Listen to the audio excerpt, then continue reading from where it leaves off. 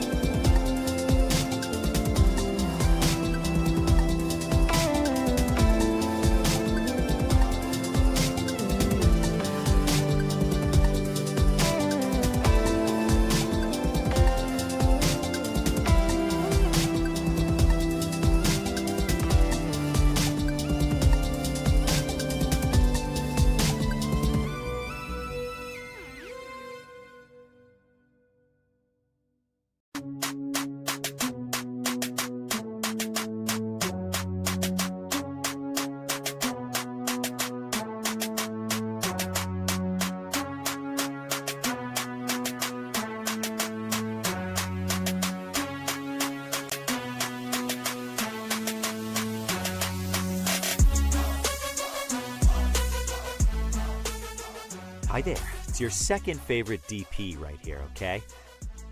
No, that's Deadpool, you silly little Hufflepuff. Anyways, I'm gonna need you to shut up that pretty little mouth of yours and pay attention because the show's about to start, alright? And, I don't know about you, but I know who's my vote for sexiest ex-soldier turned pop culture show host. Alright, enough foreplay, let's get on with the show.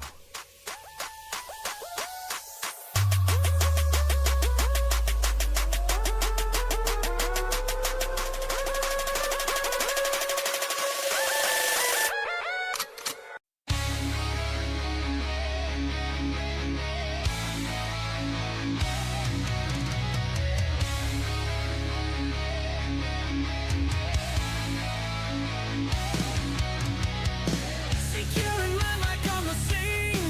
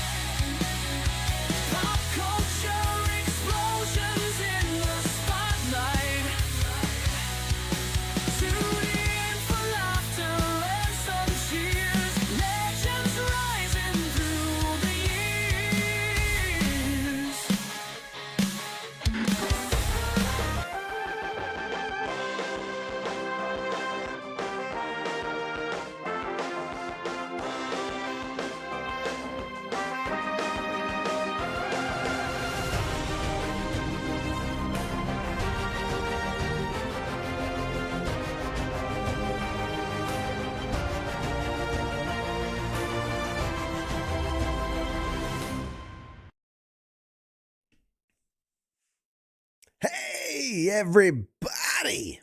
Welcome. Tonight is March 17th, and this is episode, 230 something, 235 of Pop Culture Warrior. It's the show where I stay up to date on all the ins and outs of what's happening in pop culture so you don't have to. I'm CQ. Welcome. It's Tuesday night. It's the CQ show.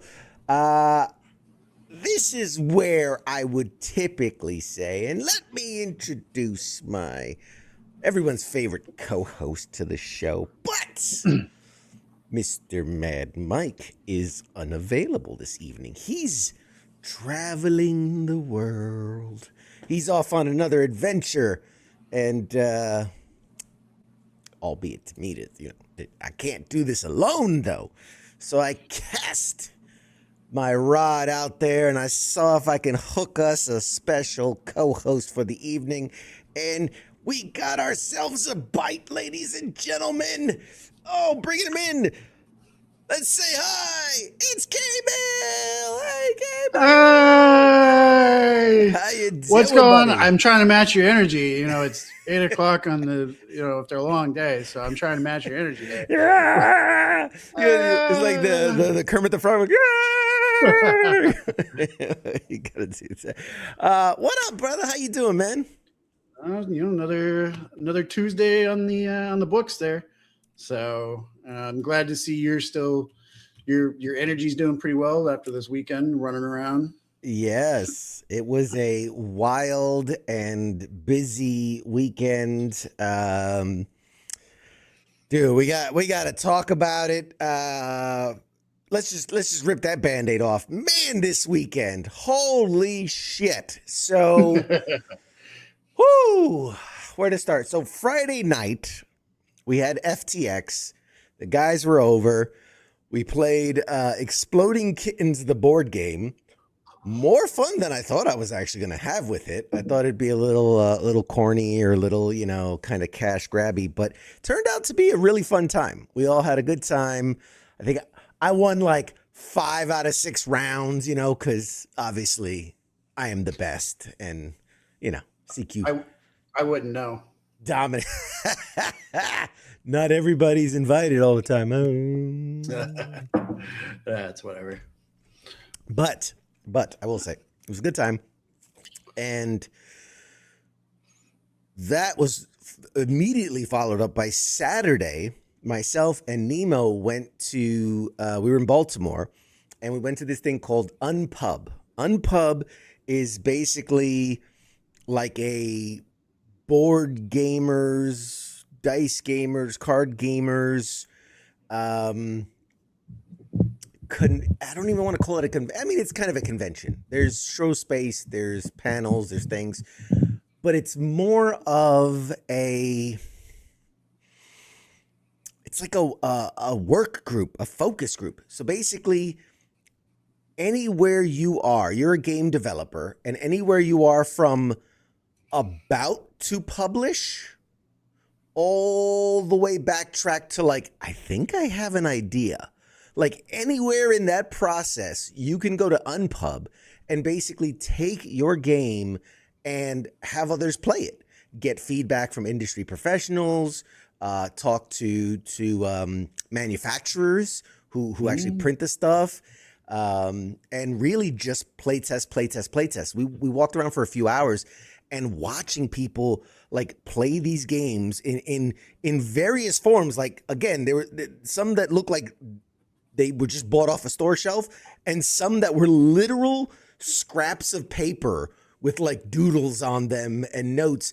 And then you had like, the person that it's their game and they're explaining the game and they're telling these people how to play it. And they're like scribbling notes, like, as okay. So it was so cool. It felt like being in like some type of weird experiment test facility, where they're like, they got the monkeys trying to figure out the cube or whatever, and the scientists are like, yes, sir, he plays with the cube. So it was like that, but it was a lot of fun. So it's like a, was it just board games, or is it like all types of games, like video games as well? So all types of games not digital. Okay. So no video games, dice games, card games, board games. And there were some with some really interesting mechanics that I'd never thought of before. Like, for instance, there was this one game where basically think kind of like Dance Dance Revolution, right? Where you're dancing to the beat of the song. You pick a song, and it doesn't matter what the song is. You pick any song, and then your turn or the round lasts as long as the song, and you have to like play your cards to the beat of the song. And it was interesting. It was interesting. I don't know if the game was fun or not, but it was definitely interesting to watch. Me having no rhythm, that scares me. I mean, that would definitely be a problem. No, it's like it reminds me when I was at UCF, 20 years ago, date myself there. And I was at the business school, and they're like, yeah, this is a business incubator. If you have a business idea and you want to put it in a spot where you can, other people can give you input. And me would know, like, forward thinking, that sounds like a dumb idea. And now, that I'm like, oh, that sounds like that business incubator thing they were talking about that I thought was stupid, but makes more sense now. Yes. Was there any hint of Cyberpunk board game there? Been seeing a lot of ads on Facebook for a Kickstarter or something like that. There were a few games that when I talked to the creators, they're planning on hitting Kickstarter this year. There's a couple of them, but there wasn't anything that is currently available on the market or currently in Kickstarter mode. But a lot of them were like, this was their last step before putting up a Kickstarter to get it mass produced. There were three that I really, really liked and that I felt had the potential to kind of get to the finish line, as it were. Real game potential, real appeal. And so I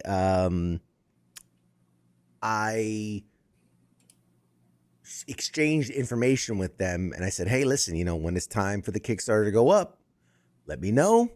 Would love to highlight you guys, spotlight you guys. Maybe you send us an advanced copy, a prototype copy, a review copy, and we'll play it on the live. But there were some really cool ones. I think the one that stood out the most to me, because like I said, there's three that I really, really liked. But if I had to give my hat to one of them, there's this one that, how do I describe it? It's really cool because it is, you're a ship on the seas and you're battling like sea monsters. So like a megalodon, a kraken, a giant crab monster, the sirens, the women that try to like mermaids, but the bad ones that try to get you off board. And the board is a bunch of squares, and that's the boat. It's a bunch of squares, and you are literally running around the board, loading the cannons, steering the ship, doing all these things while the creatures are, circling around, and they're damaging the ship. They can damage you. And it's like a very, I love, one of the things I loved, I was talking to the creator, and I was like, I'm seeing, the ship's taking damage and the guys are taking damage. And I was like, so how do they heal? And he's like, oh no, there's no healing here. He's like, it's this impending sense of doom. Every move and the ship takes damage and eventually can actually be ripped apart. That's why they're like they're all squares, because they can be damaged and ripped apart. In the one playthrough he was doing, they were battling a megalodon, and he was like, as he chomps into the ship, like he could literally like cut right through the ship, and then like if the ship, like it'll sink or whatever. But it was just really cool. It was really cool. It had cannons and harpoons, and it's part dice and it's part moving the board, and it's just very chaotic action. Like you can throw the harpoon, but like for the maximum damage, you got to like run to the side of the ship and like stab directly.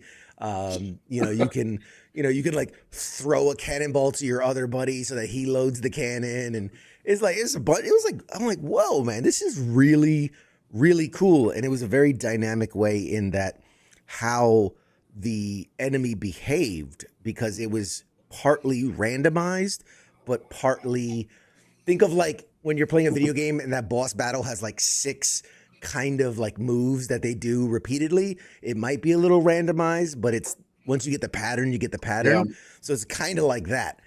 So you could start to predict as you're battling them, you know, what they might do based on kind of the pattern. But yeah, very, very cool game, man. I'm like, that's one where I was like, man, I could totally see us playing that on FTX and just arguing, and because it's cooperative, but it's also like, I want to get the, you know, kill and this and this and that. And so it's very fun. Very, very, very, very fun. And there were 2 other ones that I really liked too that were pretty cool. So that was Saturday. And then Sunday, I wake up early and I shoot into DC and I meet the one, the only K-Mill on the show floor at AwesomeCon in Washington, D.C. AwesomeCon 2026. And boy, howdy, did we have a good time. Did I lose K-Mill? He kind of froze there. Yep. He dipped out for a second. That's okay. He'll be back. He'll be back. They always come back. But I'll tell you this, while he's reconnecting, we went to, is it? No, is he back? Nope, he's not back. Poor guy, probably lost internet. We're having bad weather in the area, man. It's crazy. Crazy. So we were at AwesomeCon, and I cannot wait. Oh, he's back. Hey, welcome back. How you doing, buddy? We lost you there for a second. Good. Thanks for coming back. What I was saying is we were at AwesomeCon. I cannot wait for people to see the footage of what we got. We got a chance to talk with some legendary voice actors, 3 of which are currently on X-Men 97. 2 of them just, joined the cast on the, what would you call it? The sequel series? Is this a sequel? The continuation series? Yeah, the continuity. So the voice of Magneto, the voice of Gambit are new actors because their former actors passed away. But the original voice of Rogue is still alive and kicking and doing it in this season. And so we got to speak to the 3 of them, who are all very, very, very nice people. And then in what can only be described as my Cinderella moment, we got to talk to Morena Baccarin from Deadpool, Gotham, Firefly, Sheriff Country. I mean, the list goes on and on and on. And it was one of the first interviews where I was a bit flabbergasted. And the clip is going to require heavy editing on my part, which is why it hasn't been released yet, because I made a bit of a fool of myself, just a smidge. Well, in your defense, nobody can blame you because of who it was.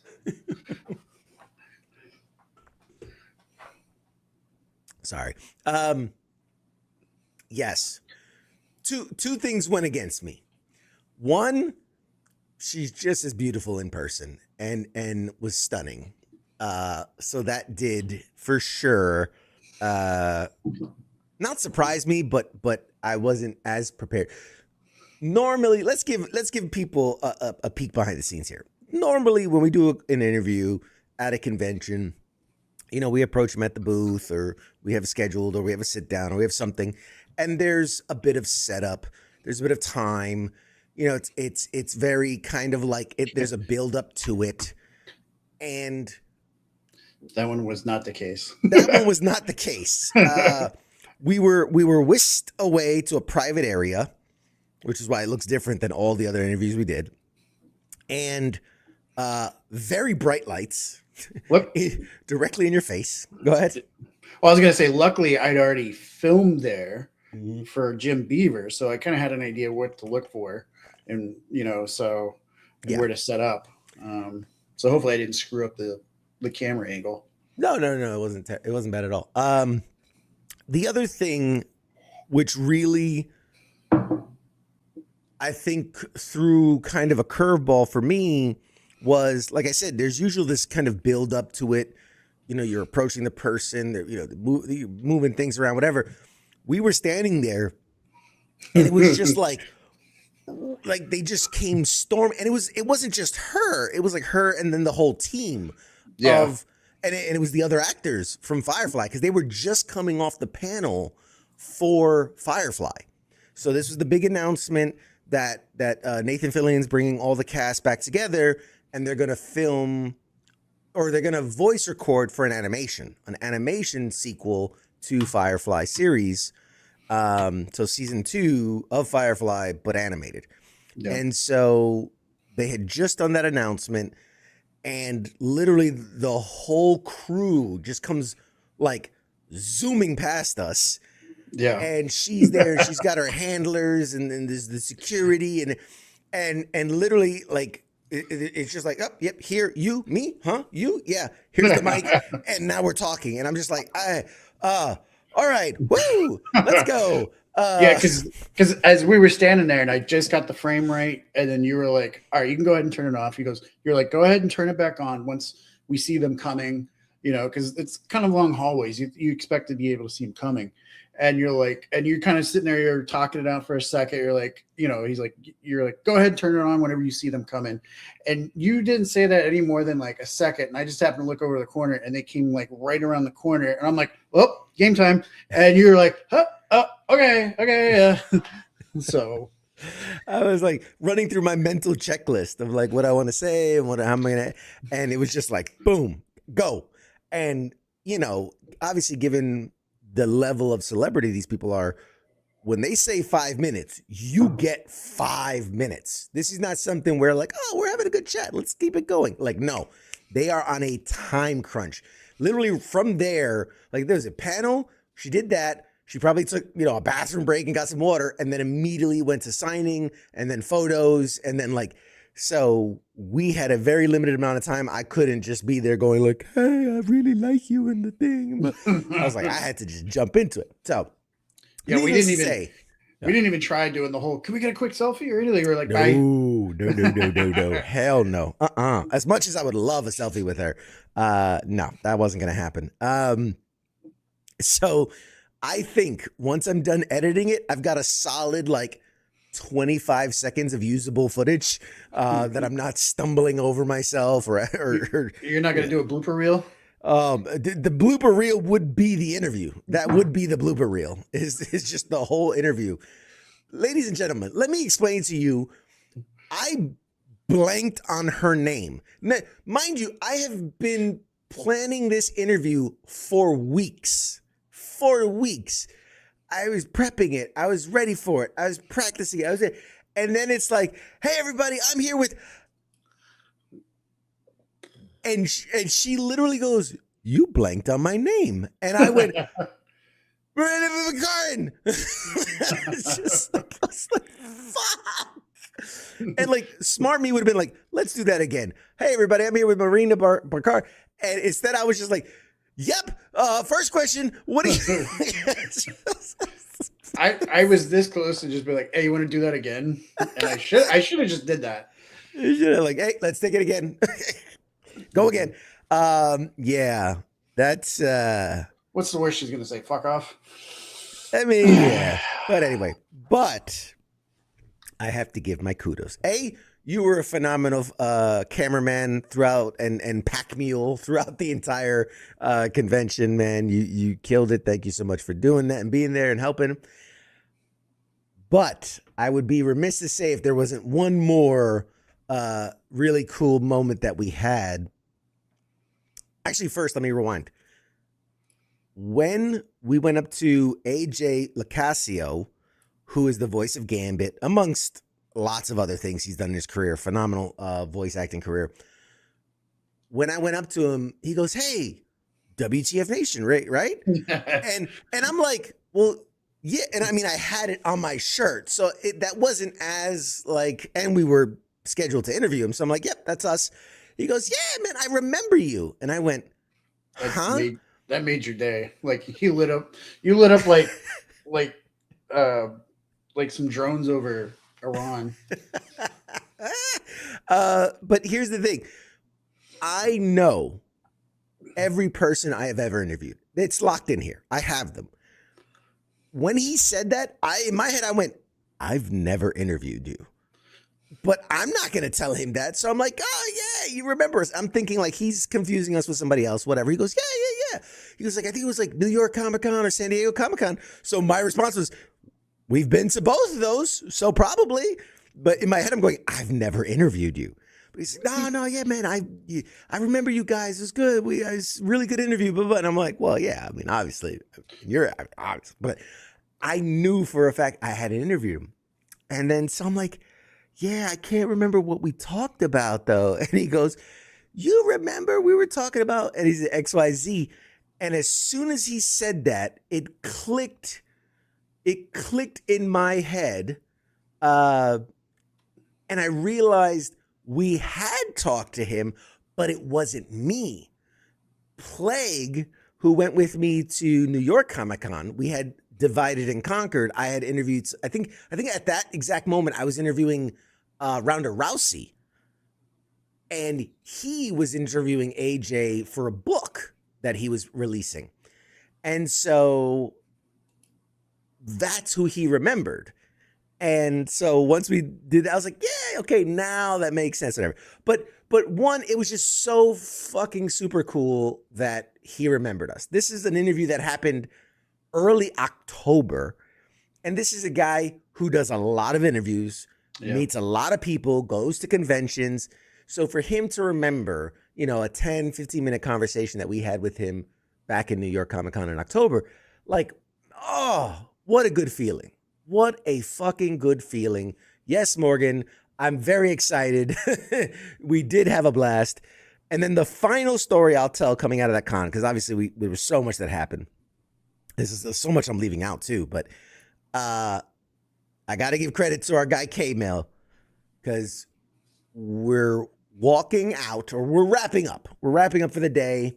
We're winding down, and we're walking through the booth signing area. We're looking at all the different booths. And then there was one booth that was relatively empty. There was like 2 people. Not the biggest thing because it's a Sunday. It's getting towards the end of the day, whatever. But it was Theo Rossi, who and love from Luke Cage, from The Penguin, Sons of Anarchy. I mean, Emily is a Criminal, a million things. He's a phenomenal actor. And there was like 2 or 3 people in his line. And you said, you're like, let's go over there. Like, let's fucking. I had been scoping you mentioned you'd love to get an interview with him. So when you were filming with Matthew Watterson, I was kind of looking over and I was like, the other guy, his line's not very long for some reason. You're like, well, they're probably about to do a lunch. I'm like, we'll see. And then as we're walking by, I'm like, just go ask.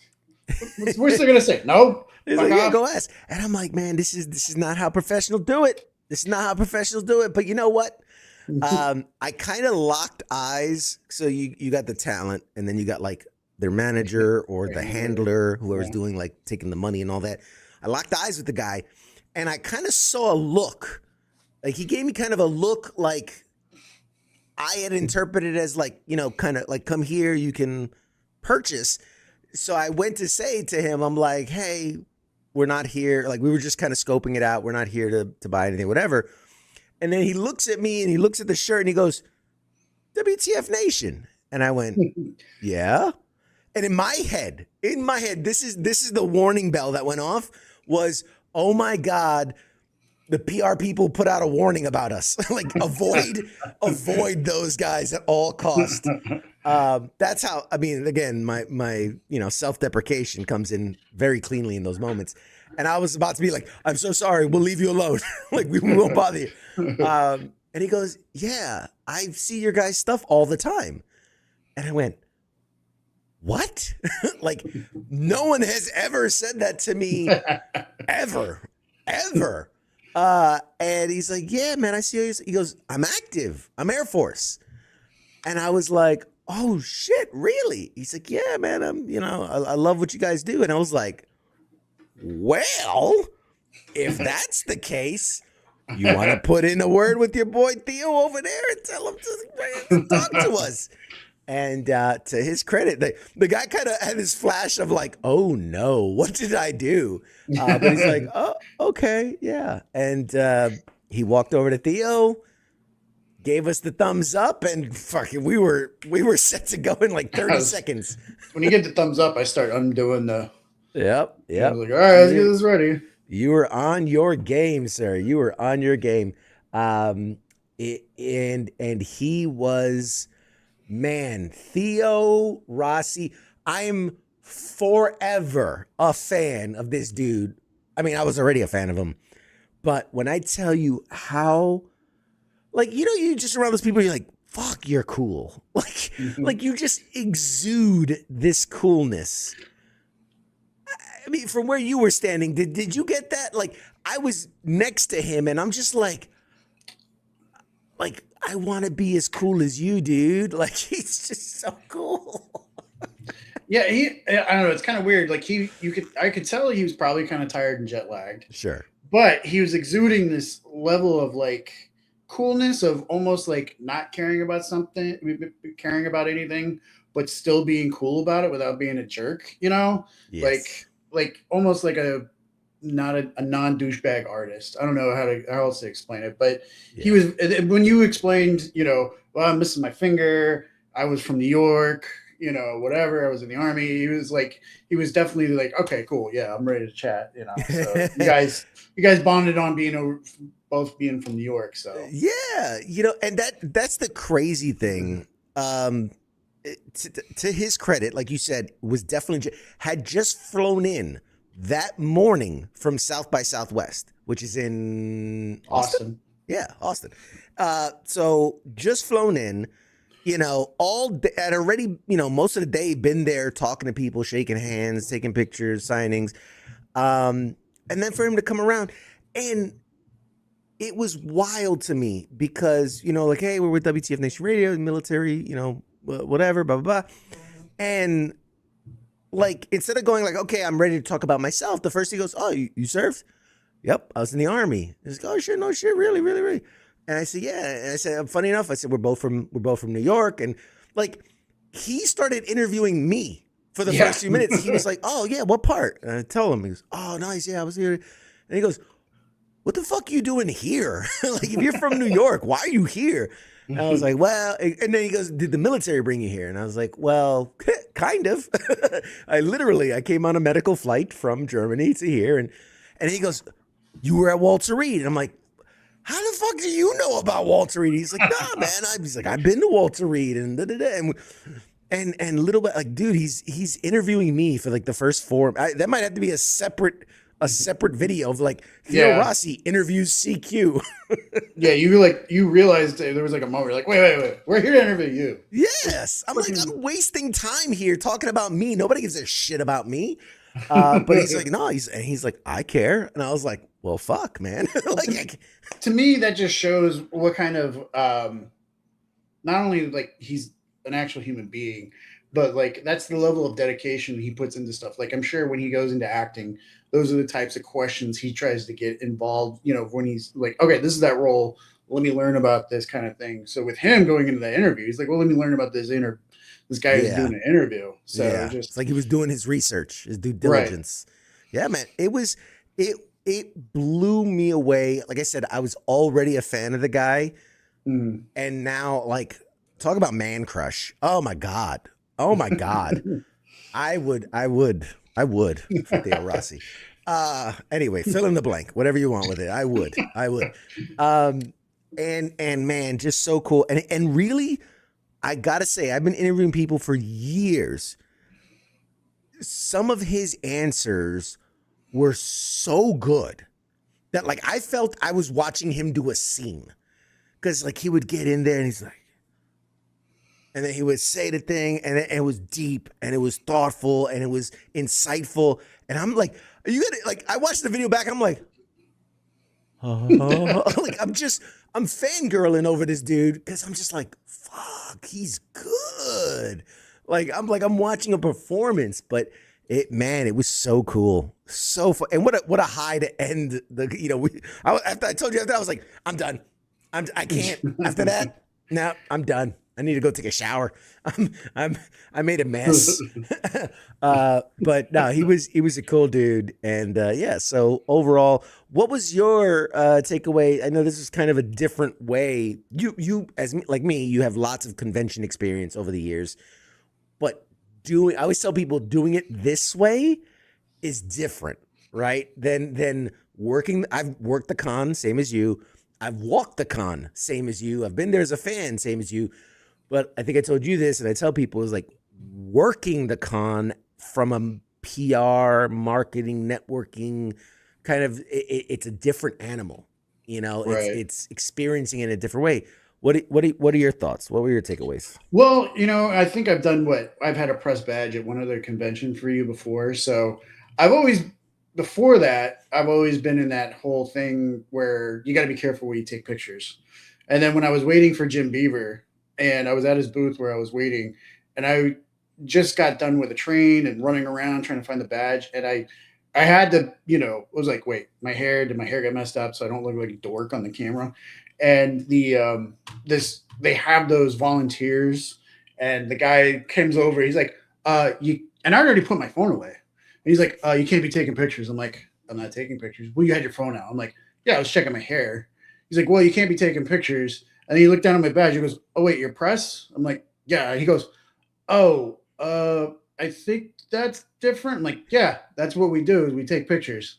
He's like, all right, never mind. I'm like, I'm waiting for an interview where I'm going to film the celebrity. And he's like, all right. And then walks off. And I was like,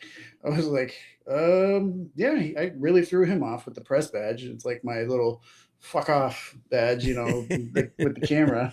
Does give you a certain sense of swagger when you're walking around like, Yeah. say something. Multi-pass. Dare you. I look at guys, I look them in the eye, I'm like, I dare you to say something. I fucking dare you. But yeah. Some people can't handle that level of power. But you handled it very, very well. Yeah, I wanted to have the confidence that, to project that I knew, or like anybody who was going to question us, that we had the confidence and the look that we knew where we were supposed to be there. Like not walking because when they told us to come back to the green room and I'd already been there, I didn't want to like walk back there and be like, yeah. Is this where we go? Is this? No, I was like, we walked in. I knew exactly. I was like, and the guy's like looking at us. I'm like, we're going to the green room interview. Oh, okay. So I was like, have the confidence, but not be a jerk about it. Right. So. Exactly. Gotta have that swagger, that swag. No, it was, dude, great job. Overall, one of the best. Definitely, it might be in my top 5 con experiences of all time. And not to be a dick to AwesomeCon, really had nothing to do with the show itself, but just the level of people we were able to talk to, the filming we were able to get done, and we were like in and out. Because show started at 10, and I think I was out the door by 1:30. Yeah. So usually when I'm doing all 3 days, 4 days, open to close plus some, and I don't get that much content as we did in those few hours. So worked out well. And then Sunday, to wrap up my fucking week of what the fuck. Sunday I got back. I taught a class, kind of like a advanced podcasting class for 2 or 3 hours. And then we had our WTF Nation Radio internal team meeting, did that. And by Sunday night, dude, I died. I think I died. And then I was resurrected Monday morning. But man, what a weekend. What a wild, wild weekend. Again, thank you to you. Thank you to Nemo for coming to Unpub. Thank you to the guys for FTX. Such a great weekend. What I will say is and this is switching gears to pop culture world, we are on the precipice. I don't know if you can feel it. There's there's a disturbance in the force, right? There's something is coming. And maybe you guys out there in the world don't feel it, but I feel the vibrations. I got the tingles. I got the tingles going. And it can only mean one thing. Tomorrow, they are releasing the trailer for Spider-Man Brand New Day. I'm so fucking excited. Yes, I'm a huge Spider-Man fan, dork, nerd, whatever you want to say. I don't care. I fucking love it so much. I mean, I love you. Don't forget the other show. I mean, yeah, they're fine. Those guys are fine. But where is he? There you are. That guy. Spider-Man is, it's my everything. And I'm so fucking pumped. Tomorrow we get the trailer. It had been rumored for a while the trailer was going to be in front of the Project Hail Mary movie. And somebody told me, they're like, are you going to go see it? Because here's the thing. I've seen Project Hail Mary now. And, when you go to the early screeners, they don't have trailers. Like, you sit down, movie. It's movie. So somebody was asking me, are you going to go pay to see it just so you can watch the trailer? And I'm like, maybe in the old days I would have. But they're going to release it online at the same exact time. So you don't need. There was a time where if you wanted to see the trailer, you had to go to the theater to see the trailer. And then even with the advent of the internet, you would still wait a few days before you released it, so that the idea was to push money to the movies because people really wanted to see the trailers. And then I think what really ruined it was a lot of people would, cell phone grab the trailer and post it online. And the company behind this goes like, we want to be the ones that show you. Like, we want to show it to you in crystal clear, 4K, perfect, the way it's meant to be seen. We don't want you to see some grainy cell phone footage of the trailer. Like, we want you to see it our way. And also, let's be honest, a lot of people don't think about this, but let's say if in this instance, Sony Pictures, or Marvel or Disney or whoever, their channel makes money on trailer views. Yep. When they put the Avengers trailer and it gets 28 billion views, they're going to cash a check for like $50,000 for just uploading that one video. They haven't even released the movie. Exactly. So it has become a revenue stream for them.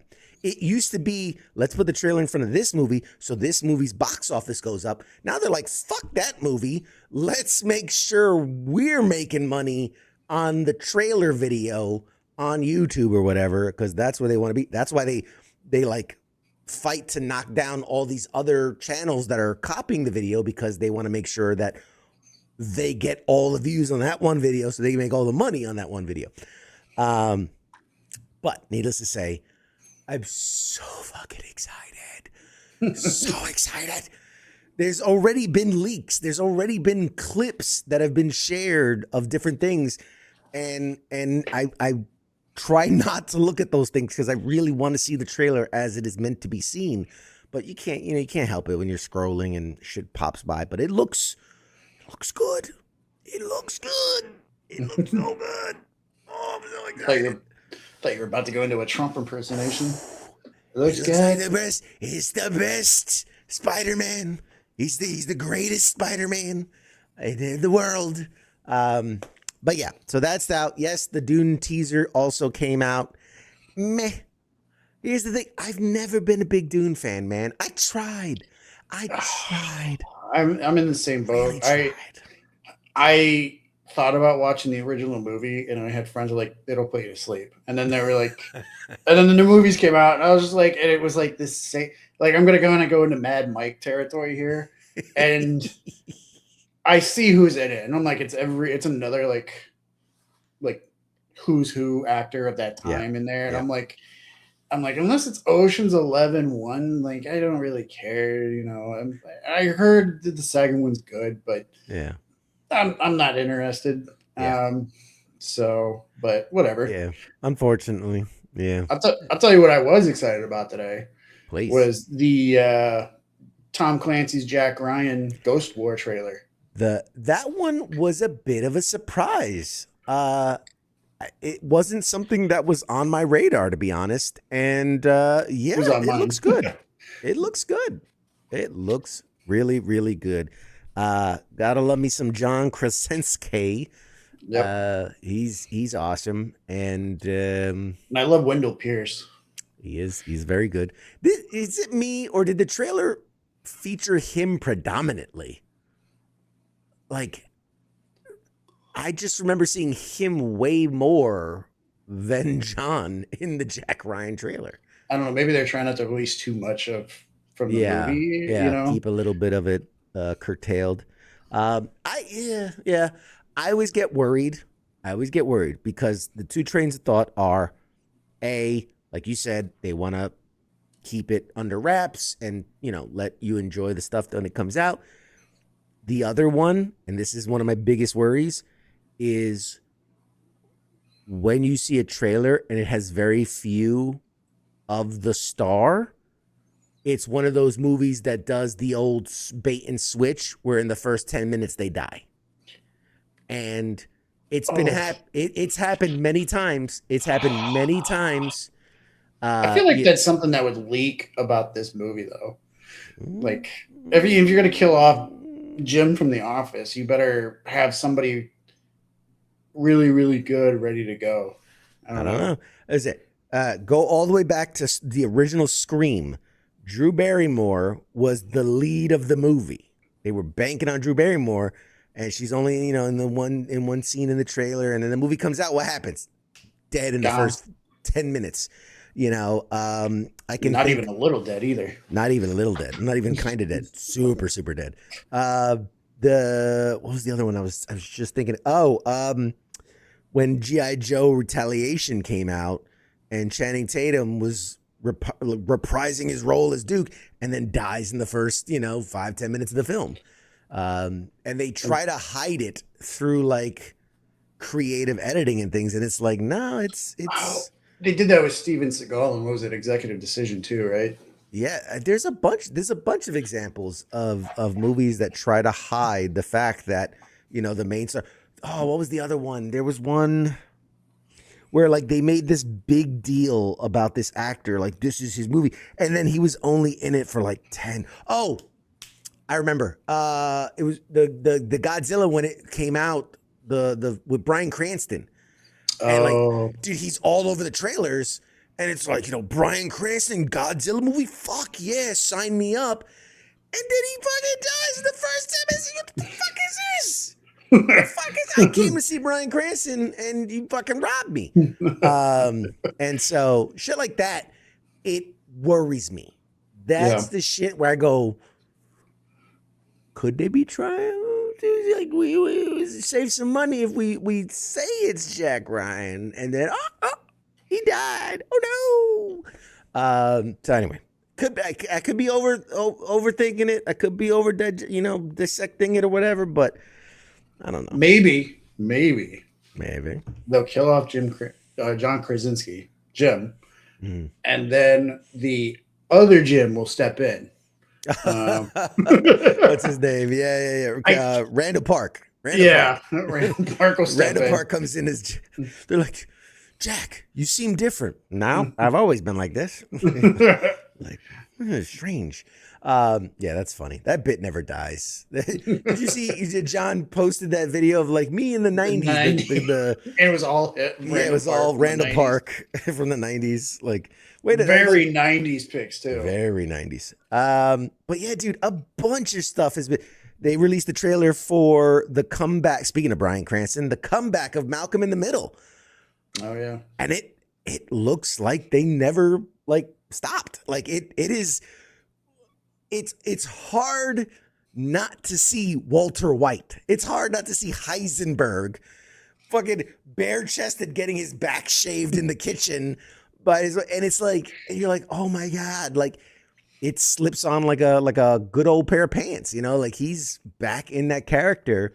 And yeah, they got the entire cast to come back except the youngest son, who's like, I'm fucking done with Hollywood. I don't want to come back. But everybody else came back, and they just recast that kid, which, well, Frankie Muniz is probably like, I don't need any more concussions from NASCAR. Oh, he's still doing it. He ain't. Yeah, he's still racing, but I think he's had a few car wrecks recently. So. Yeah, which is good. He needs to protect the face. True story. I'm actually related to him. Funny enough, man. Really? Yeah, through marriage. His uncle married my aunt. So, yes. So, is it like, yes. No. Yes. His uncle, who actually just recently passed away too, was named Louis Muniz.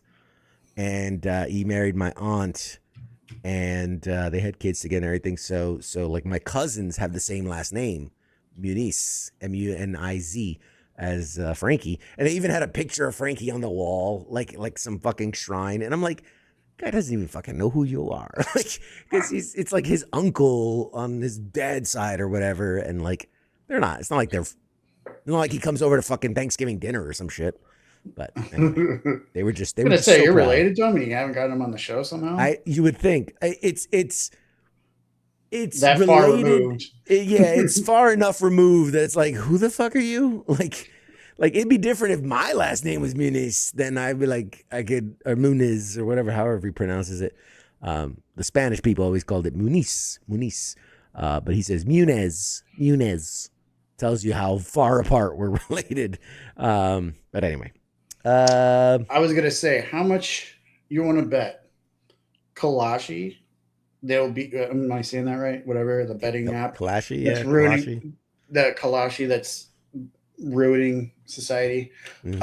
How much you want to bet? There's gonna be bets on how long into the show that there will be a Walter White reference. Either meth or Walter White or something. I'd be willing to bet that somebody's gonna, X amount of minutes, X amount of episodes. Yeah. Or at least. Well, that's what I would put money on it. This show kind of ties into Breaking Bad. Funny enough, this was actually shot. This is towards the end of Breaking Bad. The actress, and God forbid me, I forget her name, that plays the wife in Malcolm in the Middle. The show had been off for forever, and he actually got her to come on set and film like a 2-minute clip, and it's him waking up in bed, and he's playing Hal. Right. And he's like, oh my God, I had this dream. I was a drug dealer, and I was knocking, and like he's like, but he's doing Breaking Bad, but as Hal from Malcolm in the Middle, and that ended up being the catalyst to this revival. All these years later, people still talk about that clip, and they're like, oh, they should do a reunion and a revival, and so. Yeah. Gene I'm not sure. It's kind of like a Polish name. Gene Kazmarek. Yeah. But yeah. Either way, I'm excited. I've heard really good things. The Scrubs revival, it's on my to watch list. I just haven't gotten around to it, but I've heard good things with the Scrubs revival. That it's again, picks up right where it left off in the sense of the comedy style and the writing style and all that. So that's good. That's what you want, right? People, right. I never understand when people are like, oh my God, it's just more of the same. Like, what did you want? You want it to be a cooking show now? Like, did you want, like, now they're professional NASCAR drivers and, they're heated rivals. They're like, what? Like, it's two dudes as doctors and they're being silly. Like, that was the show. Same with Malcolm in the Middle. It's like the idea is, do what it was, but I always liken it to people who, go to see a comedy show and then get mad that the guy's doing new jokes. and it's like you wanted him to just rehash the old shit, like do the favorites. Like this isn't a musical reunion tour where we're gonna hit all the favorites, you know. Well, I guess they should go see David Spade instead. Yeah, he'll do the same jokes. I've told you about that. Yeah, David Spade. I have thoughts, but we'll keep it to myself just in case. We won't go into detail. Let's just say that I wrote one of my comments, got him in my DMs with not a kind message. It's my name to fame there, pissing off David Spade. In other news, early reviews for Ryan Gosling's epic sci-fi set all-time career record for him on Rotten Tomatoes. It's what I was telling you, folks. Go see this film. It is find out tomorrow. So good. So good. I won't spoil anything. It is so good. It is so good. So good. I really like it. I've considered going to see it again and doing like the 4DX experience, because you can be in the chair and it's moving and it's spraying and it's lights effects and get a little concussion while I'm watching the film. It's good for you. But I'm that into it. Definitely. Speaking of seeing movies, I forgot to post or putting content out, but I went and saw The Bride. And I thought about it a little bit. The movie, like, it is aesthetically, it's a cool movie. But if you have no idea what you're going into other than Frankenstein's involved, it might be a little confusing. Like, it starts off really offbeat, and you're just kind of sitting there. Like, I'm just sitting there going, what is going on? And it takes you about 20 minutes in to get an idea of what's going on. But, I mean, Jesse Buckley, great acting.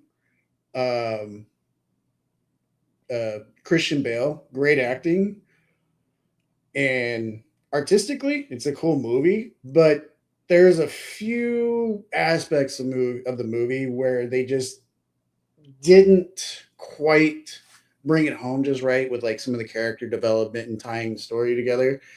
But I mean, I was on the edge most of the movie trying to figure out, how's this tied in? How did they get to point A to point B? And then I did see people where they were criticizing, like, the movie made Mary Shelley seem like a wacko. Not to spoil too much, but she's kind of narrating the movie a little bit, at least it starts out, and she sounds kind of crazy. So, but I don't know. It's still a fun movie. It's one of those movies I would, when it comes out to stream, I'm going to watch it again because I'm like one of those nerds that will watch movies like on commentary and I'll notice new things. So, and then I'm sure probably got a little review bond once people realize that Maggie Gyllenhaal's put the movie together and there's kind of that whole feminist Me Too message, but it doesn't slap you over the head. It's not until you realize later what, later in the movie, that's kind of what's going on. You see some parallels with the Me Too movement there towards the end. But other than that, cool movie. Not for everybody, but still pretty cool artistically. Right on. Yeah, I like it. And there's your movie recap of The Bride. Not The Bride, just Bride, right? It's not The Bride, just Bride. Bride. There. Yeah, I think. What was I going to say? Shit, I had a follow-up to that. Yes, Sorry. You're going to see Project Hail Mary. I'm curious to see. You got to let me know what you think, and if I overhyped or underhyped. Well, I'm a space nerd already, so that's why I asked you when you were talking about it before. I'm like, how was it compared to like Interstellar? So yeah. It's like, honestly, the closest thing it feels like, and it'll make sense why, is The Martian. with Matt Damon.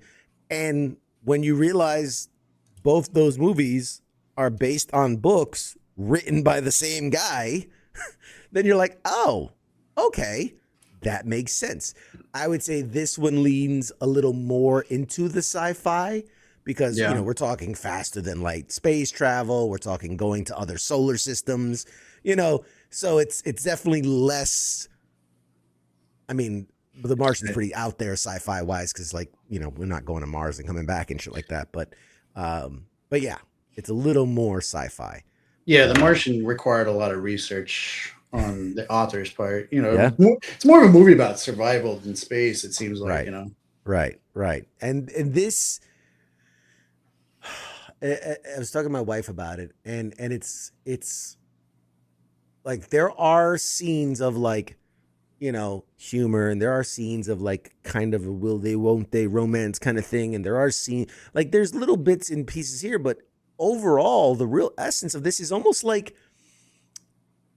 one of those movies where you're like they're trying to fight the plague, and like in the lab and researching and testing, and like that's the kind of vibe this movie has more than anything else. It's a scientific research kind of movie is the weirdest way I could you have to see it to understand it. But it's good. It's good. You'll enjoy it. In other news, what was the other thing I was going to talk about? Crap, man, I'm throwing up a blank. There was that trailer. GameStop by chance? Not GameStop, but please go ahead. What to do with GameStop? The announcement about retro making, what was it? What was the game consoles they're classifying as retro now? Yes. They're 360 or PlayStation 3. They are. They're hold on a second. I had the article. Making us millennials feel like crap. Ancient, absolutely freaking ancient. It's like when they put Pearl Jam on the classic rock station.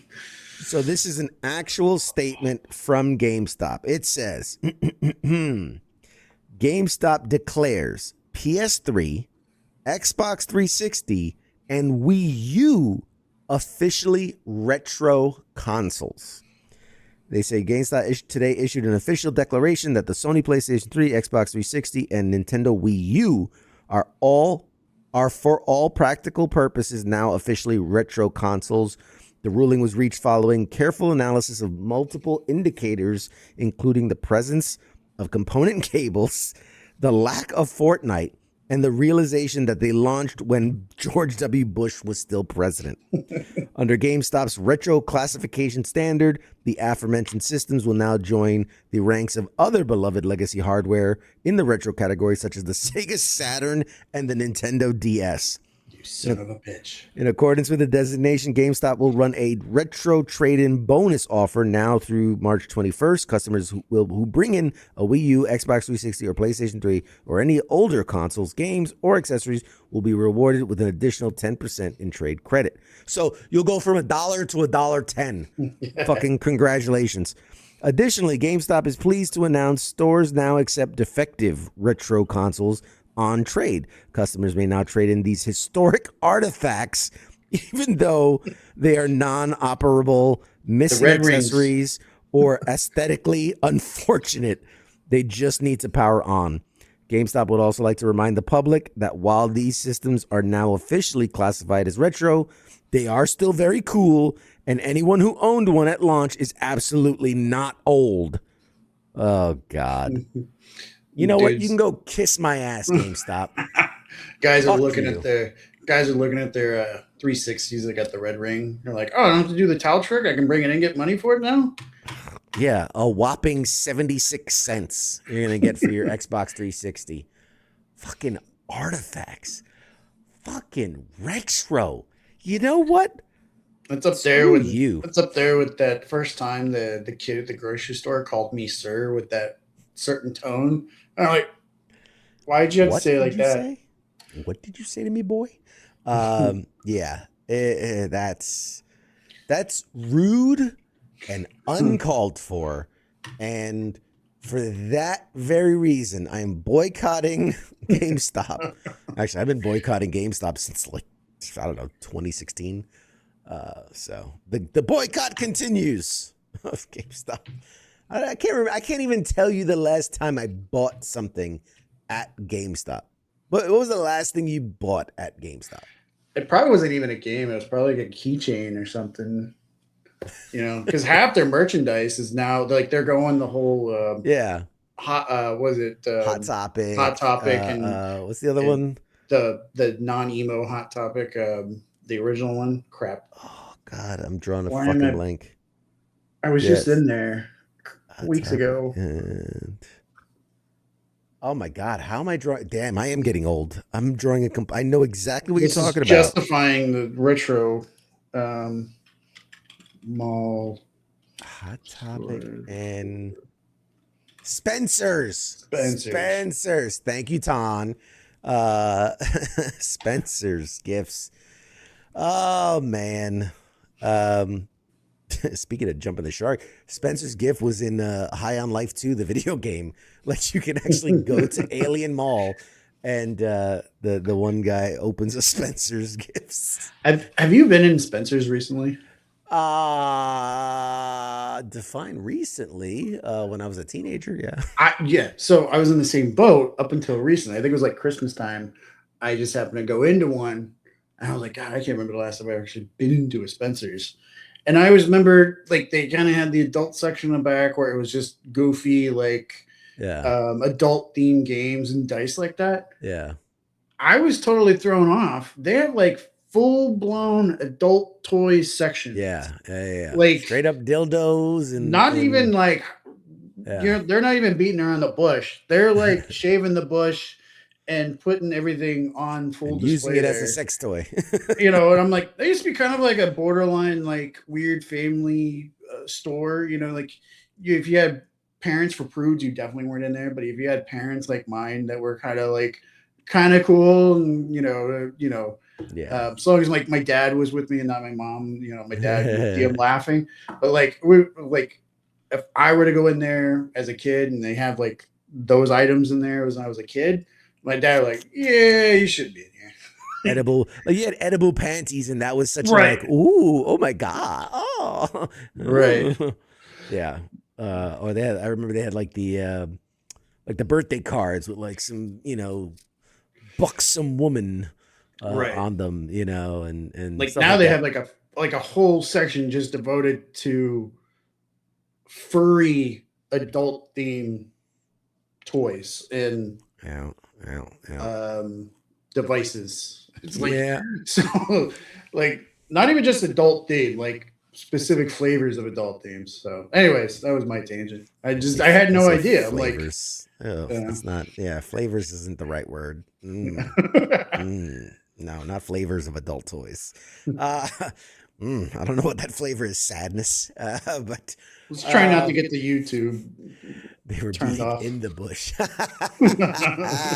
Yes. Zonk. Zing. Bazinga. So what was the other one? Oh man, there was another fucking piece of news that I was like really excited to talk about, and I'm drawing a complete. This is why I have to have notes. If I don't have notes, I'm useless. What? The Oscars had. Oscars weren't. It was fine. Nothing like super noteworthy.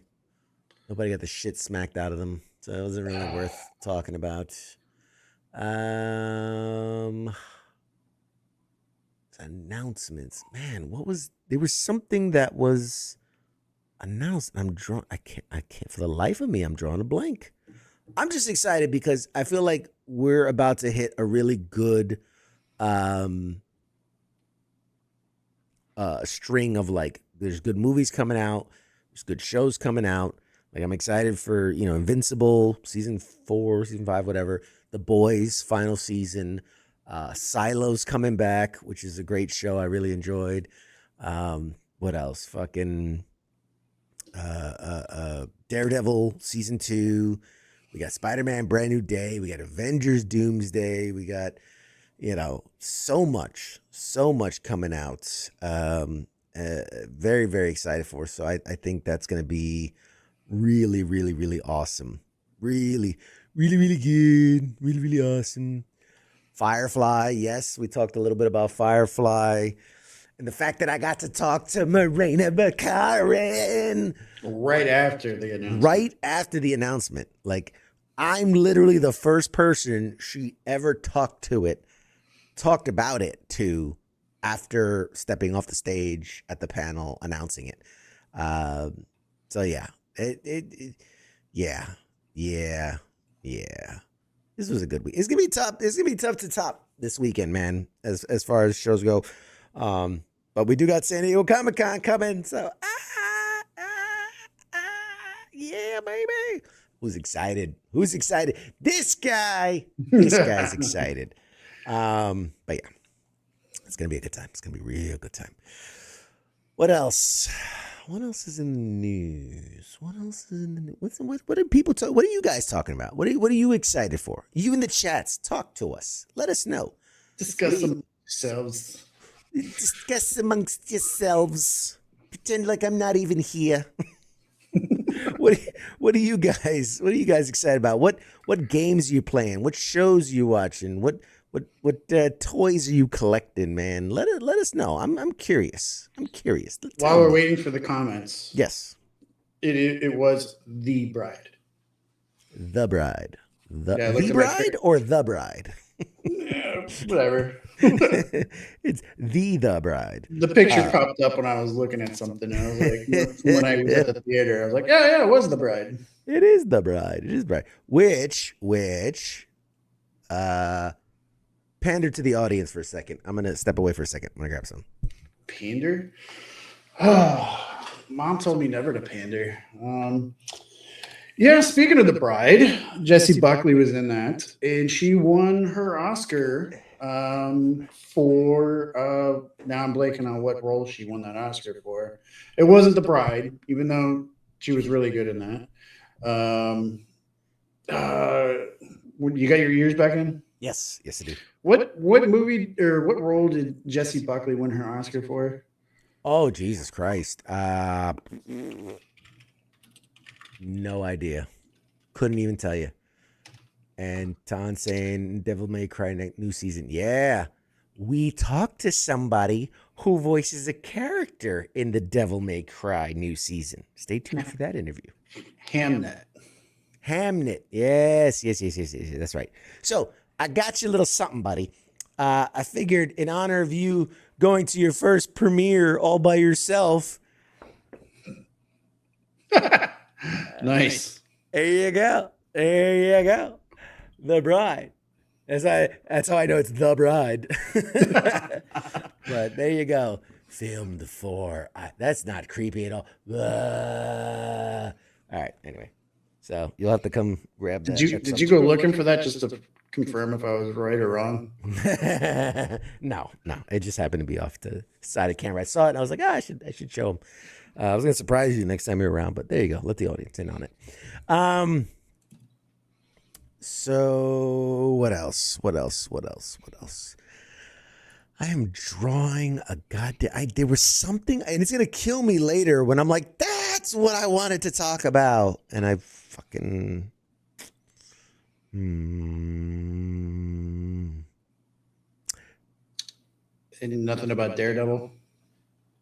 I mean, they showed some footage. They showed some footage of the upcoming season, which I was very fortunate to see most of the footage at New York Comic Con. They did an extended few trailers of it, or extended few scenes of it, and it looks so good.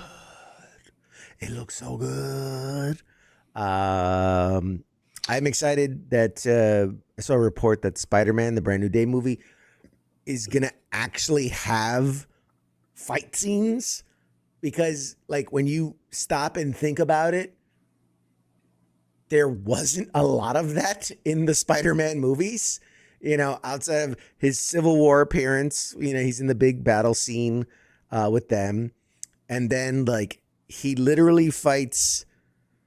It's like 3-4 fight scenes across like the 3 movies. Like it's obviously a lot of talking, which is good. It's characters and whatnot, but you go to see a Spider-Man movie, you want to see a lot of hand-to-hand, combatives, as it was. And so they're apparently rectifying that with Brand New Day, where they say there's a lot of and better fight scenes in the movie. So I'm very excited for that. That's always a good thing. Now let me ask you a question. Why am I? Yeah, I don't know why I'm fucking drawing a blank all of a sudden. Go ahead. So CBS is officially ending I'm not sure if it's their longest running, but can you guess what they're ending after 34 years? It's got to be one of those Law and Order kind of shows, or apparently, per NCIS season 23, episode 12, they're ending the show. NCIS. NCIS. Yes. I'm not surprised because, when Mark Harmon left, it probably took on a weird energy. And I've had a discussion where I feel like Gibbs's character was like boomer bait, just the way he carried himself, showing no emotion, slapping the younger guys in the back of the head and blah, blah, blah, and this and that. And then, what's his name? Gary Cole? That's the actor's name from Office. The boss from Office Space, Ricky Bobby's dad. Yeah.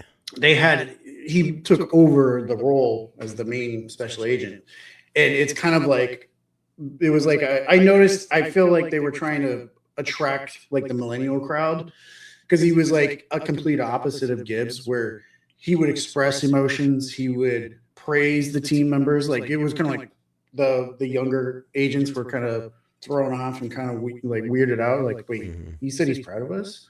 Did a good job. He didn't hit me in the back of the head. But in the same token, he was quick to his emotion, like telling the Department of Defense they're stupid or something on a call. So I'm not surprised they're going to be ending the show because it's not the same energy as Mark Harmon brought in there. So yeah. I mean, there's a lot of shows that need to sunset. Fucking I forget which one was it. I saw some. Oh, it was like, remember like the Jerry Springer show had like that one security guy. Oh, like yeah, tackle yeah. the people, and then he got his own show. And apparently that show went for like 38 seasons or something. Was it Steve Wilkos or something like that? Something like that, yeah. And I was like, I didn't even realize he had a show, let alone that it was like 38 seasons of it. Like, goddamn. But if people wanted to be in drama, like and bring out their dramas, probably cheap to make. So yeah. Anyway, shit, man. I am for the life of me drawing an absolute blank. Everything just keeps screaming what we talked about at AwesomeCon, and yeah, gaming wise, not a lot going on.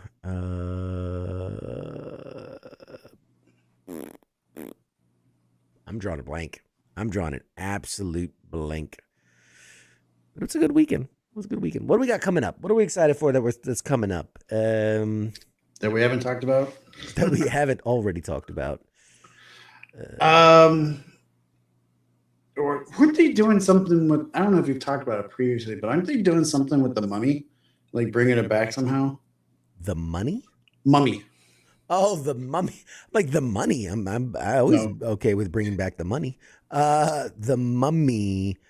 There has been talks of a like, I don't even know what you would call it, because it's a sequel spinoff. No, not a spinoff. It's a sequel, but a return to the original cast. So like Brendan Fraser and Tom Cruise, Rockwell Weiss, and all the rest of them. Yeah, because that Tom Cruise one was weird. That was a weird one. Like, I think that one had like virtually no humor in it. Is the problem? Yeah. Well, yeah. Well, it's Tom Cruise, so But does the Mummy need humor though? Like I know it was successful in the Brandon Fraser era, but like when you're talking a mummy movie, like does it need humor? well, okay. So this is something I've realized recently. So when they try to do reboots of like somewhat campy action movies, Mhm. like um, RoboCop and Total Recall, Mhm. what was the difference of the originals to the reboots? A lot more comedy, yeah. A lot of They had humor. Well, they took a lot of the humor out, so it wasn't campy. So it was very serious, like almost like they took themselves the movie almost too serious. Whereas I feel like people appreciated the originals more because it had that humor in there Mhm. mixed in. I don't know. That's how I look at it. I mean, Colin Farrell really kind of serious. What was the other guys from the RoboCop reboot? Oh yeah. I know what you mean. The guy that played RoboCop? You know, Oh, although I what's his mean, name? both characters in the movie, I mean, didn't really show any emotion, but I mean, everybody loved in RoboCop all the like the kind of the campy, funny stuff. Like, I'll buy that for $1 commercial. But but also let's look back at the era they were made in those 80s movies where it was all about the one-liner, right? The Right. Schwarzenegger, the Stallones, the the fucking Bruce Willises of it all. It was about being campy and over the top and quotable one-liners. So, uh, it was I don't know. I feel like that was a product of its time and it doesn't do we have movies like that? I don't think we have movies like that anymore. Um, where they're intentionally uh, done that way, where it's over the top, campy. I'm trying to think what would be. I, Well, there's not as many movies as now. They just go to straight like series. so you know what I think James Gunn does them in a way that they're the modern versions of those. Like if you think of his movies, there's always a lot of humor, there's always a lot Hmm. of one-liners, there's always a lot of big action sequences, and I feel like that's today's version of those, Right. Rambos and movies like that. Um yeah, yeah, yeah. Well, it's and so like if somebody were to reboot a James Gunn movie where there was a lot of that campiness and humor and just took it out, no one's gonna want to see those movies. Right, right. Exactly. Exactly.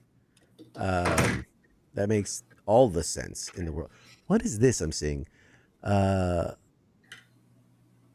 Disney Plus introducing a vertical video feed to compete with TikTok and YouTube.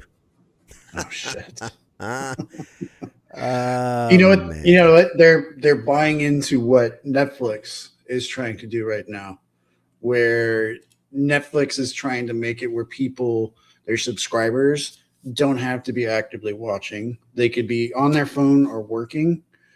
Because I knew somebody who would work from home and would just have Netflix playing in the background and wouldn't even Mhm. be watching it.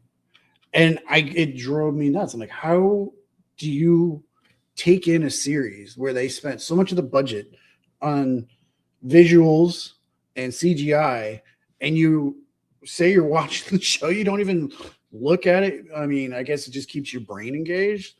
I don't know, but I guess that's what Netflix, because Matt Damon brought that up on the Rogan pod, Mhm. podcast a while back, where they're just Netflix is trying to put out content where you don't have to actually be watching it. So like new series and movies, they're being very, what's the word? Uh, what's not expletive? I can't think of the word descriptive in the show or the content as to what's Mhm. going on, so you don't have to be watching. You're like, well, here I am at my computer typing, and I see. I see. or They're being here I overly am, verbose or like, yeah, they're like, I know well, I'm what you mean. chopping. Why are you chopping that guy's head off? You know, I know the word.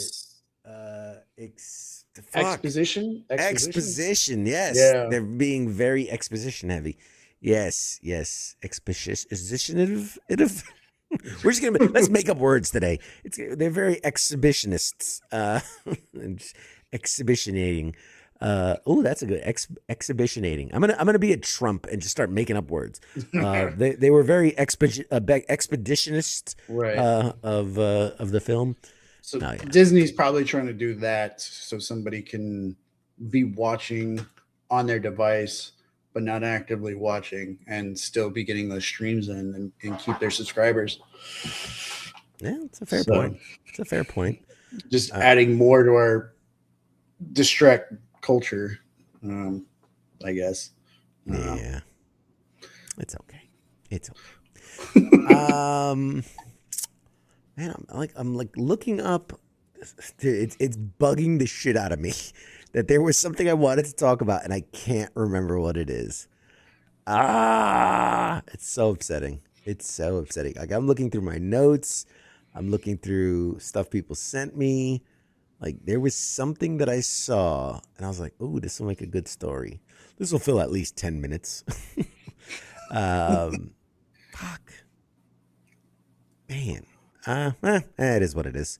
There is a new Terminator survival game that's set 4 years after Judgment Day, and you're hunted by T-800 Terminators. Okay. It's an open world survival game. So it's a game in itself. It's not like a theme from what's that one game I always see people playing on Twitch? Or was it Death by Night or what's that one where you're being hunted Dead by Daylight?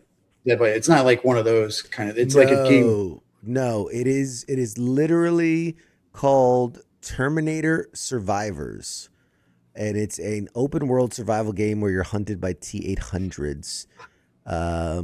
It says the developers have heavily emphasized making the T-800s feel terrifying, not something you come across and it's just another enemy. They're designed to act as a constant, unstoppable danger. If you see one, you either run, hide, or die. So yeah, I can't fight it. I mean, you can try, but it's a T-800. I mean, if you've ever seen what, I'm a diehard Terminator franchise fan, so you have my attention. You have my attention. Let's see. Yeah, man, I'm just fucking drawing a blank tonight. Anyway. So I guess Peaky Blinders is getting a sequel. Is it a show or a movie? Yeah, they're doing more. They're doing more of it. It's the same in the sense that it's the same characters just further along. So it's in that vein of, let's keep doing that story. I watched one episode and I was like, I could see it's a good crime drama. But to me, it's like 1800s England version of Sons of Anarchy. And I loved Sons when I was deployed, and that's when I watched it. My one friend got me into it. But like looking back on the show, I was just like, I love the characters, but the storyline and all that, it's just bro porn to me. Just in the same sense, you're seeing it worse with what's that dumb Montana show with Kevin Costner? Not Homeland, no, Yellowstone. Yellowstone. Whatever the fuck that is. Yellowstone, yeah. Don't get me started on that. 1993 and all those other Tyler Sheridan shows. We're going to get, maybe we'll get some hate mail with me calling Yellowstone stupid and Landman. So, I mean, if you watch, you'll see people who look at, at least with Peaky Blinders, the characters had some complex writing into it, some depth to it. Whereas everybody in Yellowstone are just bad characters that you end up cheering for. Even like, why? They have no depth to them. Like Kevin Costner's character is like, I've seen in the clip where he's like, I don't care about the family. The ranch comes first. Nothing else matters. I'm like, Yeah. not even your own children. Like the ranch comes first. What's the point of having the ranch if you don't have children? I mean, you gotta do what you gotta do. Yeah, that's funny. All right. I guess that was like my version of Mad Mike rant. I don't know. No, Pissed off. it was something. It was a thing. that happened. There was a thing. Yeah. Time was filled. Just carrying his bucket. Yeah, man. In the tech world, I saw what's it called? The MacBook Neo is like their new thing, which is impressive in the sense that it is a MacBook for like $600. And that concerns me. Yeah, like it's hard to put context into that when you're like, how when Apple loves putting the biggest price tag on things. You know what I'm wondering if that means if it's going to be like hardcore subscription based. So you have to pay for your RAM like per month, like a subscription. Right. It's going to be like in-house cloud infrastructure. I don't know, man. It is definitely you're currently paying for 16 gig of RAM. Yeah. If you want all use of 32 gig, you have to pay. Yeah. I see you, Sparta HQ. I'm not making a comment. I'm not commenting. Yeah, because there was this when it was announced that the MacBook Neo, I think is what they're calling it, was going to be $699 or $599. Sorry, $599, $600. There was a massive surge in MacBook trade-ins at GameStop because GameStop was offering $750 or more on old MacBooks. So I'm like, you could trade in your old MacBook, get $750, and for $600, get a better new Mac Neo and pocket $150.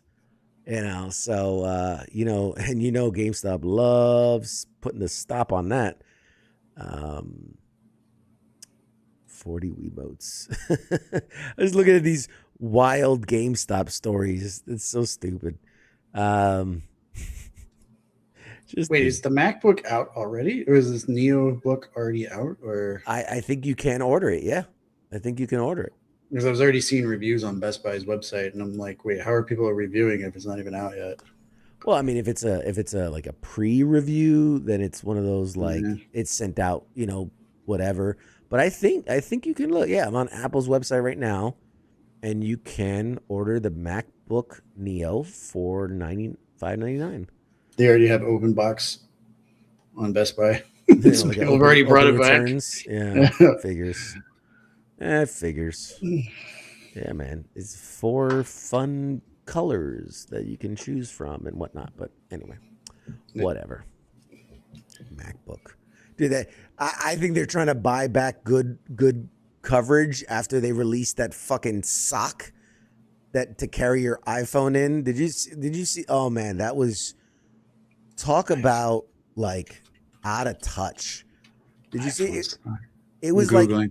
like it's supposed to be kind of like a phone carrier, but it just looked like a fucking knit sock.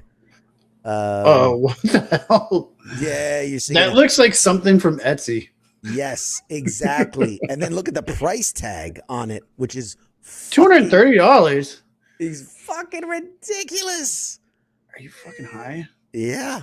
And this is, and we talked about this a while ago, but like, I 100% thought it was like a Saturday Night Live gag when I saw the commercial. Like I saw it online and I was like, oh, that's funny.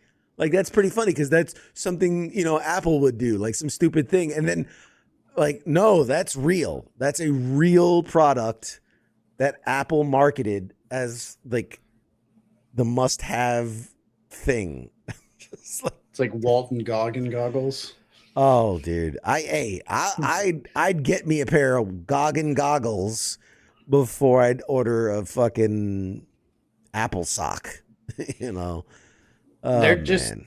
I guess they're trying to piggyback off of that whole like people are using fanny bags again, but they're too embarrassed to use them as actual fanny bags, so they put them across their chest. Oh yeah, And they look the and they shoulder look shoulder dumber. bag. Nah, I got a few fanny bags, for the conventions. One's like a concealed carry one, and I wear it like an actual fanny bag because I'm secure in whatever image I have. Secure or just don't give a fuck. There's a fine line between not caring and being secured. Yeah. All right. Well, shit. There's not really much else to talk. The one thing I will say, and this is just I'm such a fucking nerd. Who remembers Darkwing Duck? Because it was one of my favorite cartoons growing up. And they're actually coming out with a sequel series of Darkwing Duck. And normally I'd be like, meh, another cash grab, whatever. But the person that is helming it is Seth Rogen, who, like, when you think of Seth Rogen, you think of all the stoner comedies and all that. But people need to know he's the guy behind The Boys. He's the guy behind Invincible.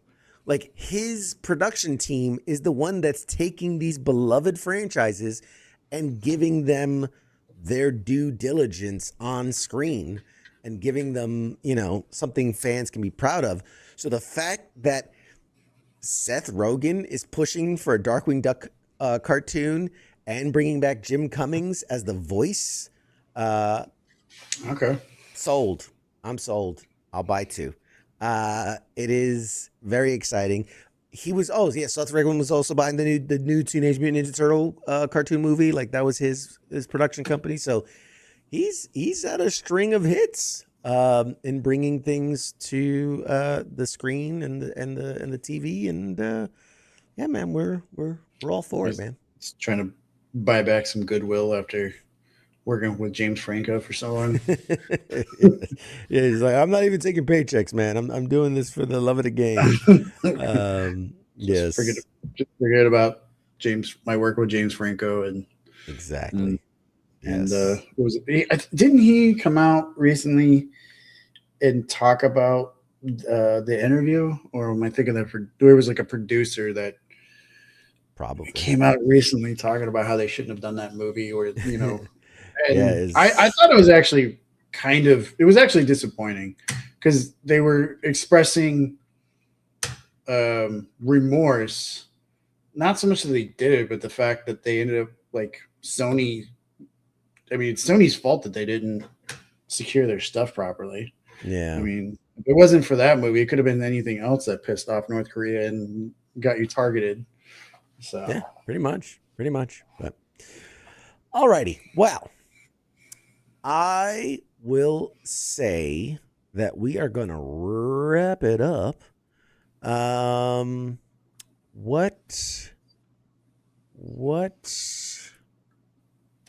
we got coming up?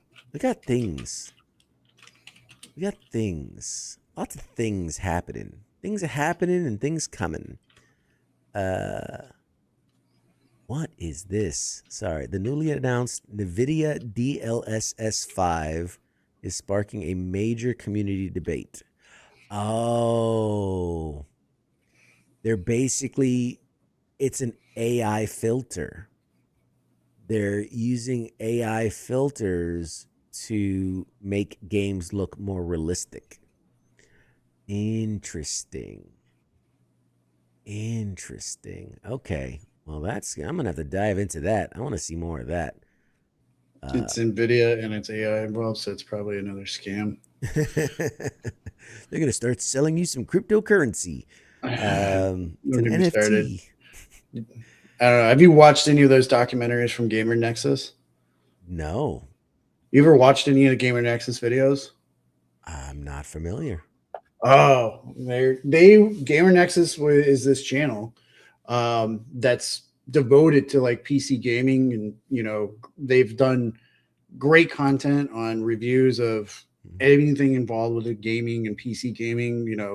New GPUs, new whatever, and more recently with everything that's been going on with like Nvidia and the whole industry, they've transitioned to doing, they still do their reviews, but they have gone full blown investigative reporter. Even that involved, like they put together like a 2 hour long documentary where they went to China and showed how there's export control violation, like illegal exporting going on by Nvidia and into China when they shouldn't be. And they knew they were onto something when Bloomberg, there was like a clip from Bloomberg talking, I think it was about Nvidia or Trump, like talking, and it was like public domain easily.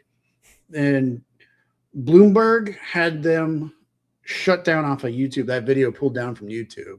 Wow. Until they got their legal involved, and then YouTube put it back up, but they still did the damage on the whole demonetization. So if you go to their website, like they did their own like crowdfunding, raised like I think it was like $600,000 for all, and they've, I don't know, done like, I'd have to go back and look, but they've done some really good investigative reporting on other aspects of the gaming industry right now. So I don't know, it's worth watching. It's worth a Google if you ask me.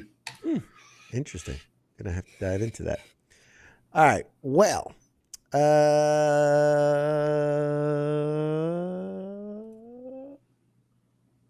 we have a guest coming up. Let me pull up ye old calendar, the station calendar, because I know we've got guests coming. Looking ahead. Next week? Ice has got a Monday interview, James right? McDivitt. McDivitt will be joining Ice on the Monday edition. I know Pop Culture Warrior, we have someone. We're just trying to nail down a date. It's either going to be the 24th or the 31st. That'll be a good one. I know we do have one April 7th. That's locked in. That's Nathan Edmondson, who wrote this book called like Death on the Green or something like that. But he was a comic book writer for years, and he's transitioned into writing books and novels. And so we're going to have him on and talk about his past work and his current work. So that'll be fun. We're going to have some interviews coming out of AwesomeCon, that's for sure. But yeah, man, it's one of those things where I go, man, I feel like I haven't done an interview in forever. And then I guarantee you, we're going to have like fucking 9 or 10 in a row. And I'm like, I need a break. I need a break from doing interviews. God help me. So it's one of those, I just know it's coming. This like tidal wave of interviews are going to be coming. But that's okay. That's what I live for. And then yeah. When it rains, it pours. When it rains, it pours. But let's take a quick look at some of the other shows at WTF Nation Radio. We've got The Reset, Sundays, noon. Dr. J. It's awesome. Great show. Fucking killing it. She's been very popular from what I've seen. She's racking up the views. What does that tell you about people needing mental health resources? That tells you everything you need to know. Mondays, The King and Me with King and Michelle, talking all your relationship lovey-dovey stuff. I was like last week old when I realized that the me was an abbreviation. Yes, that is the clever name of The King and Me. Yes, the me is initials. So I was sitting there going, wouldn't it be King and I? And then I looked and I'm like, oh, it's abbreviated. Yes. Monday, the Monday edition with Ice and sometimes Massey when he's not touring the world doing his music. Where your news, commentary, and discussion of all the things happening around the world.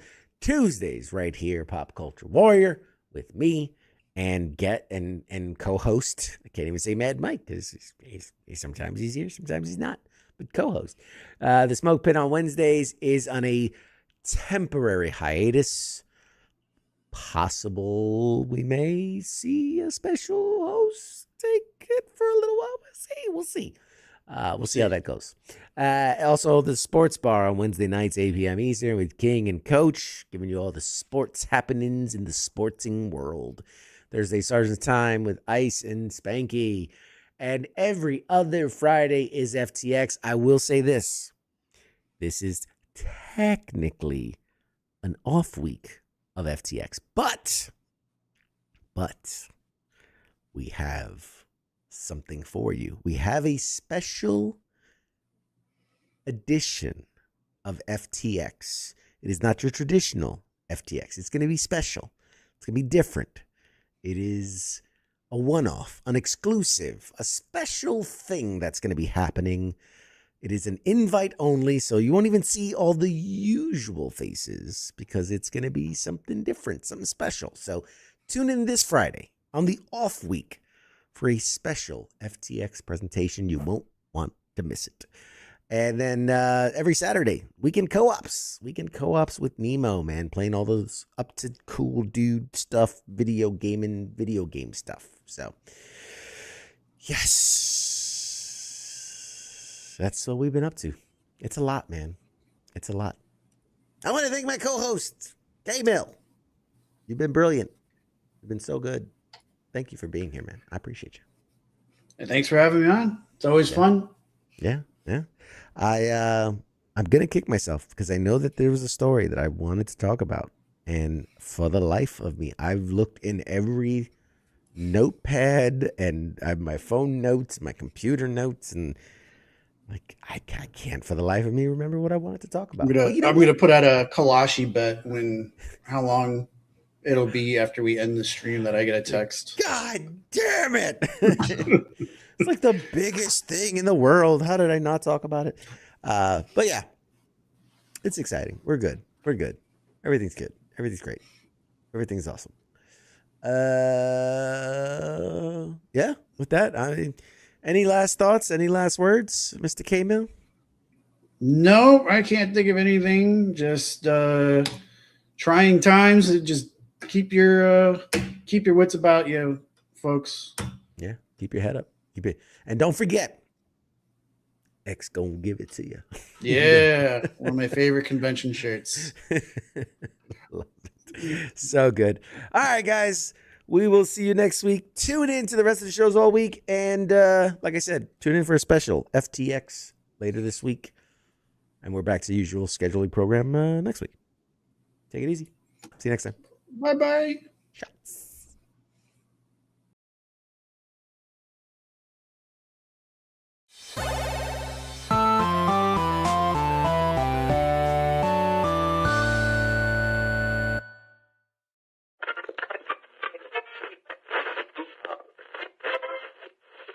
Let's see it.